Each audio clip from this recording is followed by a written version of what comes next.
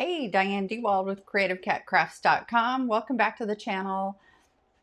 I had made this as a sample.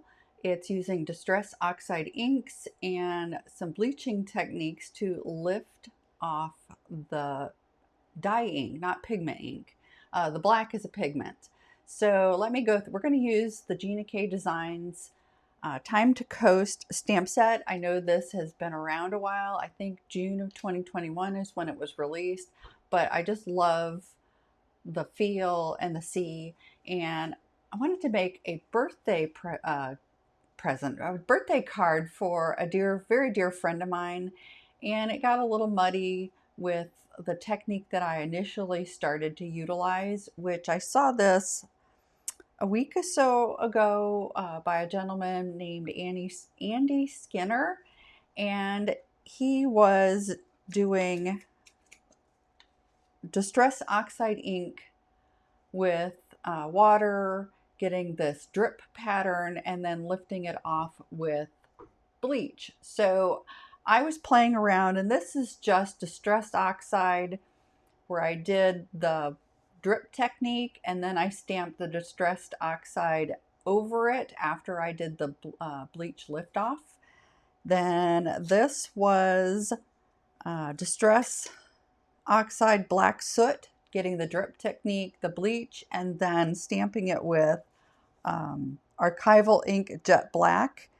I got a little shadowing because the cardstock moved on my Misti, but I liked it. Still wanted to play around, so I did a different image, did the Black Soot Distress Oxide, did the bleach lift, and then used Gina K, the amalgam, her black, I forget what, obsidian is the color.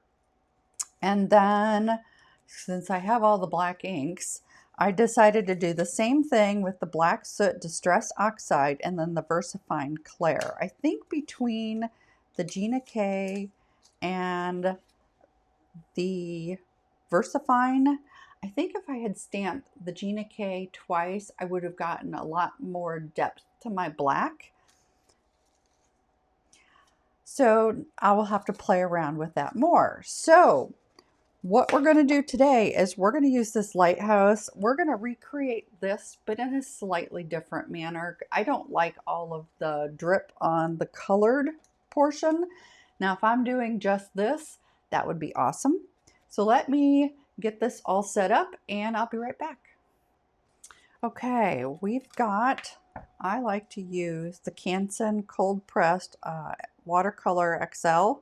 It's just my preference. I know there's a lot of watercolor paper. I don't know the science behind it, but this is what I like to use.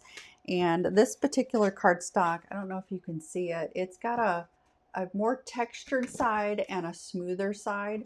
I want the smooth side because we're going to go ahead and I'm going to decide where I want this lighthouse, and I'm going to put this down here, and then, oops, I did forget, I want the sentiment up at the top because we're going to go ahead and do this in a permanent ink, and then we're going to do some ink blending.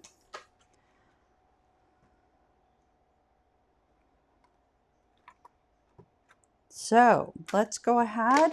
I'm going to use today the VersaFine Clair. This is a foam pad, so you don't have to like moosh it. Just tap it on a couple different times. And then let's go ahead and get this down. I didn't even check to see if that sentiment was straight. Oh, well, praying it is. Oh, I like it. Okay, so we are done with this. I like to clean this stamp up. Let's just make sure this stamp pad, this ink pad is closed. I like to use the Gina K stamp cleaner to try to get this pigment ink off of here to keep it from staining as much as possible. It's just by its nature, it is going to stain. And then I like to go back through with just plain water,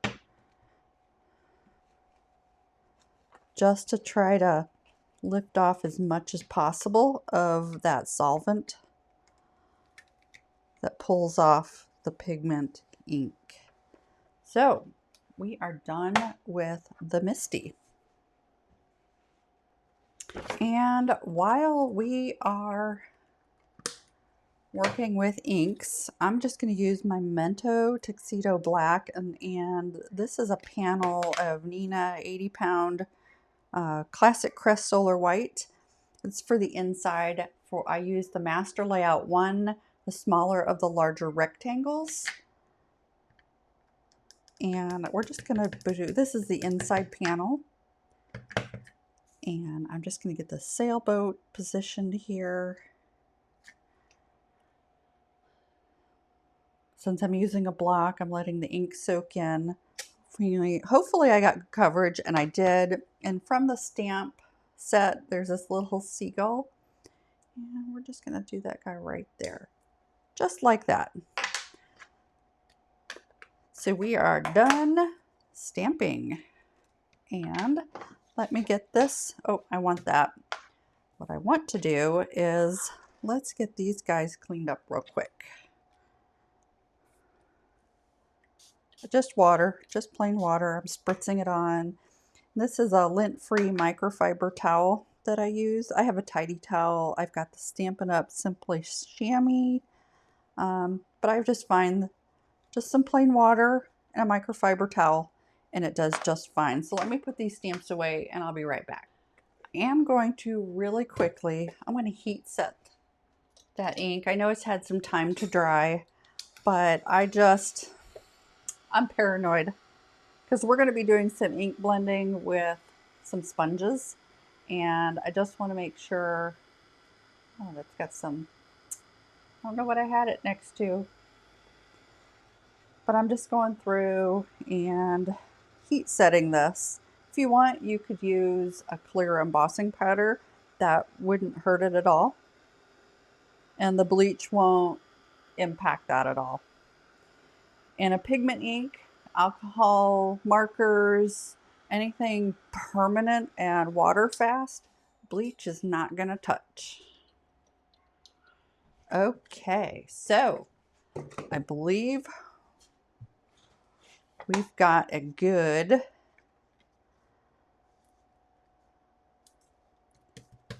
base to start with. And I'm going to use Salty Ocean. And then that's for the ocean. And then Tumbled Glass for the sky. So in my samples, where did they go? I used, let's do this one. Nope, this one. I used Stormy Sky at the top and Salty Ocean at the bottom. I want not a stormy sky. I want a blue sky. So I'm just going to put at the line where the ocean is. That's going to help me secure this. So Salty Ocean. And I like to use the foams instead of a blending brush on these, just because. And this is just low tack tape. And I'm going to load up, and I'm sorry for if I'm shaking the table. And I'm going to start down here and work my way up and just spread. I love the fact Distress Oxide ink, it really blends nicely. So you can start with a blotch and just keep working it. I've got firm pressure going here, but at the same time, it's a lighter touch. And I see I need a little more ink there in the center, so I'm just going to add a little more ink to my brush and do that. And pull this tape up, and you've got a pretty decent line there. So to hold on to this, I've got just a sticky note. We're going to do the same thing. Let's get the salty ocean put away, and then we're going to work with the tumbled glass. And same thing, I'm going to start with a clean, because I don't have a tumbled glass. We're going to start up at the top. Ooh, I may need to re-ink this tumbled glass. And you notice I don't have a post-it note on here because I want to blend a little bit of that salty ocean up onto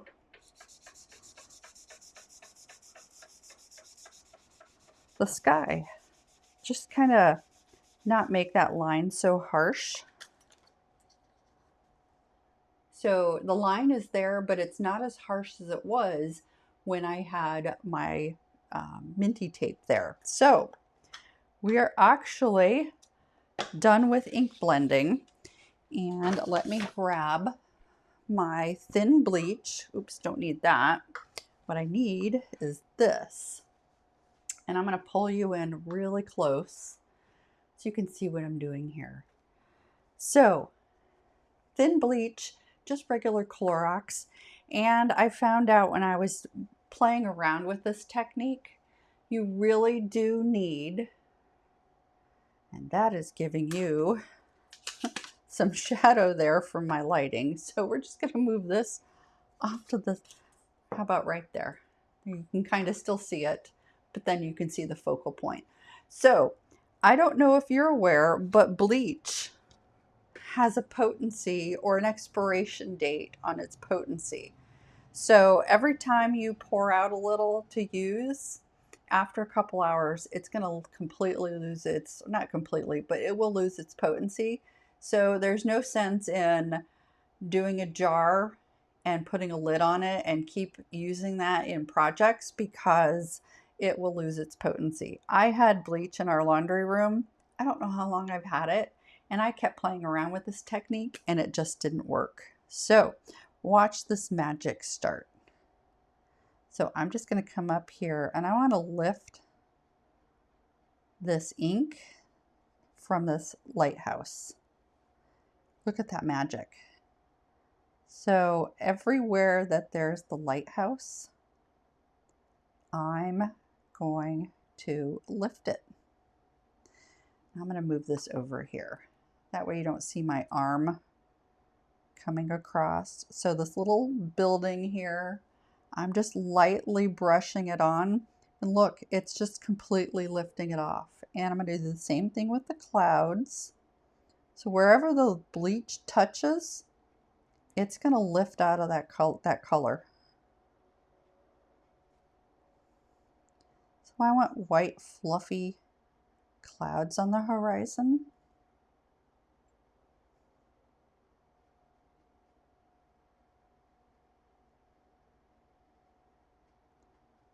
I think this is really cool.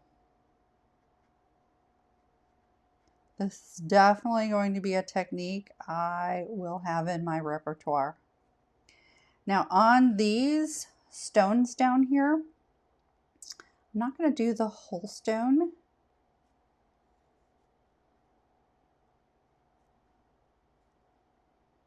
I'm just going to do the flat top.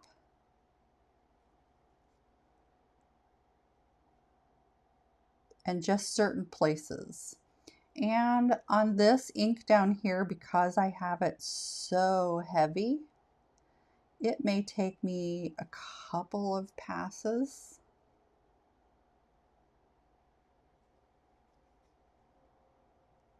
Because my brush is literally picking up some of the ink.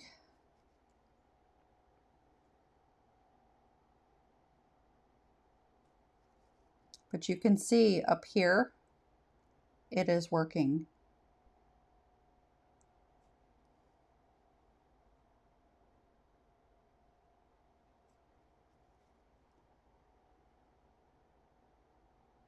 Yeah, this technique has been around for a very long time. When I was researching it, I actually saw videos from 10, 12 years ago. It's kind of interesting. I have not seen anybody other than Andy Skinner use it in the more recent past, like in the last couple of weeks. So I'm going to come back up here. This Salty Ocean, it's really taking a lot of bleach. Not a lot, but a couple of passes to lift off more of that ink. Because there's just kind of a blue tint that's being left behind. And when you're working with bleach, make sure your room is very well ventilated. You want to protect your lungs. That's just like alcohol inks. You really want to be in a very well ventilated area to protect your lungs, because once you damage your lungs, that's not good.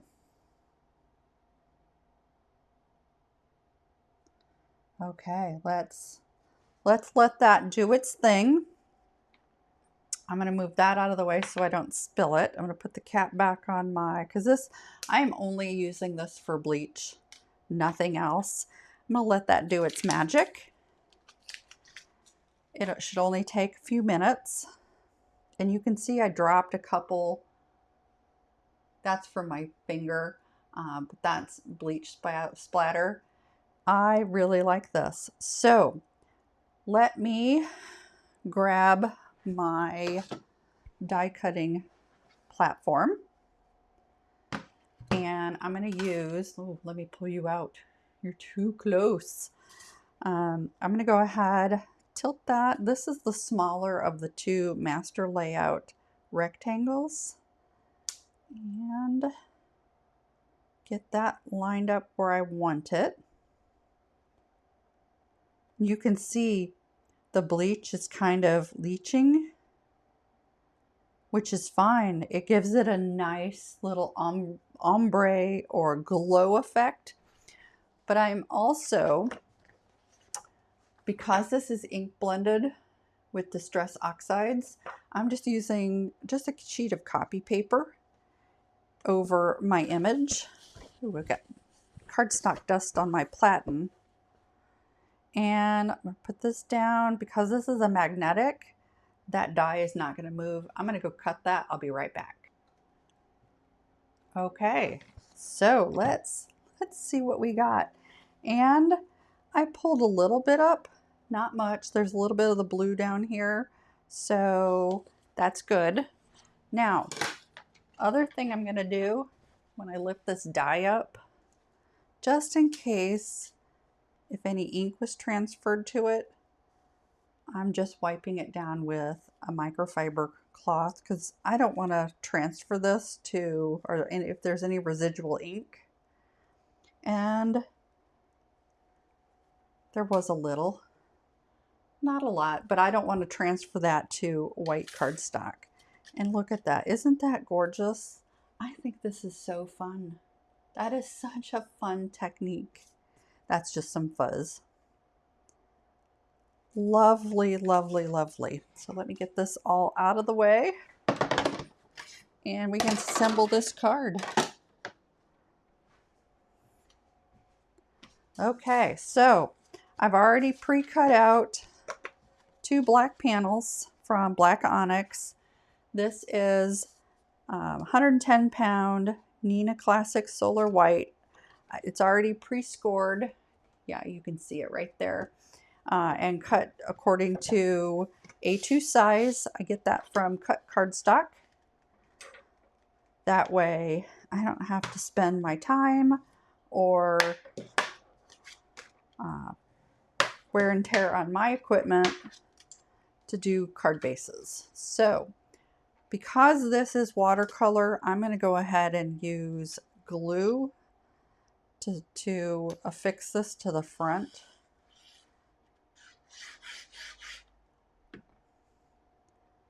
And then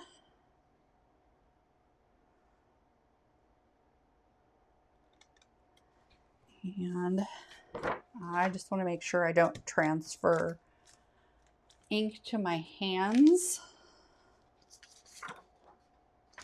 It's not, but you know, just in case. Let's get this on the front. Get that centered here. Get that straight. Do the same thing. I have a tendency to get ink all over my hands. I think that is just beautiful. I'm gonna have to play around with this one and maybe go back in after the bleach has dried and see about filling in some color, if it'll take color again. That would be really cool. And then the last thing we need to do is get a little bit of bling on here for my friend. And this is Clear Quartz Solid Sequins by Gina K.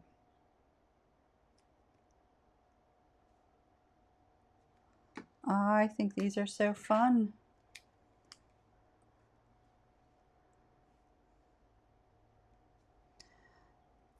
So while I'm affixing these, if you have not subscribed to my channel and you're interested in the tutorials that I do, go ahead and click the subscribe button down below and then hit that notification bell so that, and select all, so that you are notified every time I upload a video. And also while you're down there, I will have listed all of the items that I used in this tutorial today, plus links to where you can find me. And isn't that gorgeous? I really love it. And it was really very easy to use and put together. As you can see, in 23 minutes, I have a card together and it is stunningly beautiful. So thanks again for joining me. And until next time, happy stamping.